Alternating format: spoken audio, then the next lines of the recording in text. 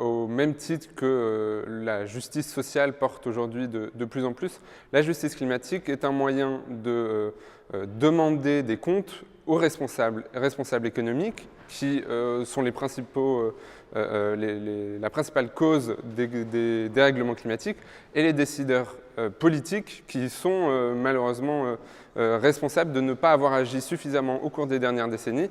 Et donc justice est demandée à ces responsables aujourd'hui pour rendre des comptes, mais aussi pour être proactifs au cours des prochaines années face à l'action, face au changement climatique. Well, it's very clear that climate change is happening all around the world. My sister lives in Australia and she's responsible for the northern part. 500,000 cattle died. So it's clear that we should act now, and I'm very glad that today we came together to act together, because I think that the climate movement is necessary to speed up everything that we need to do.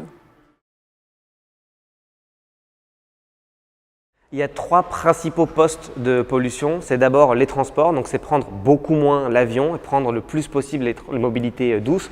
Le deuxième, c'est l'alimentation, donc ça veut dire manger 3 fois moins de viande. C'est un bon début. 3 fois moins de viande, c'est comme nos grands-parents. Ils en mangeaient 20 kg par an et par personne. Nous, c'est 60 kg par an et par personne. Et puis le troisième, c'est les habits. C'est la fast fashion, et donc ça veut dire acheter, comme cette veste par exemple, des vêtements en seconde main, s'engager à ne pas acheter de nouveaux vêtements et puis surtout les réparer, les garder plus longtemps, les revendre ou les donner quand on n'en a plus besoin.